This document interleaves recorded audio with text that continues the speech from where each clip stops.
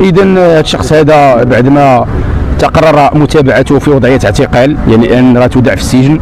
المتابعه تاسست على الاساءه للدين الاسلامي طبقا للماده 267 الفقره 5 او 267 5 اللي كتوصل فيها العقوبه الى حد 5 سنوات اذا استعملت الوسائل الالكترونيه. وهذا ما نلاحظه لان هذا السيد استعمل الوسائل الالكترونيه وتابعوه المغاربه بالداخل والخارج واستنكروا هذا الفعل اللي هو فعل اولا يخرق القانون، وثانيا هو فعل مقزز ومنافي للذوق العام والاداب العامه.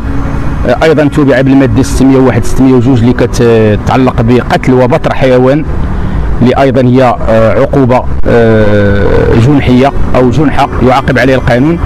وتتابع ايضا بالماده 425 429 المتعلقه بالتهديد بارتكاب جنايات وجنح، لانه قال في التصريح ديالو في هذاك الفيديو انني غادي الان بعدما التهمت هذا الكلب غادي نخرج للشارع نعض الناس وغادي نعض الامام، وهذه عندها ايحاءات خطيره.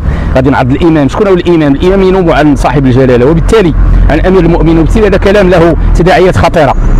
وايضا غادي نعض الناس بمعنى انه يقدر يكون ذاك الكلب مسعور فيخرج للشارع ويستعمل الاسنان ديالو في قدم وفي عض المواطنين، وبالتالي تعريض السلامه ديال المواطنين للخطر وتعريض الامن العام والنظام العام للخطر. وبالتالي المتابعه كانت في محلها. نشكر السيد وكيل الملك الاستاذ عبد السلام عداز هنا بابتدائيه تماره اللي انخرط هو الاخر في حمله زيرو تفاهه. اول ملف كيكون في الدار ديالنا باعتبارنا تابعين النقابه ديال هيئه الرباط ونجحنا فيه، وبالتالي كنوصلوا الرساله من جديد لكل المتلاعبين ولكل المجرمين الالكترونيين ولكل العابثين بالقيم والاخلاق والاعراف والاداب العامه.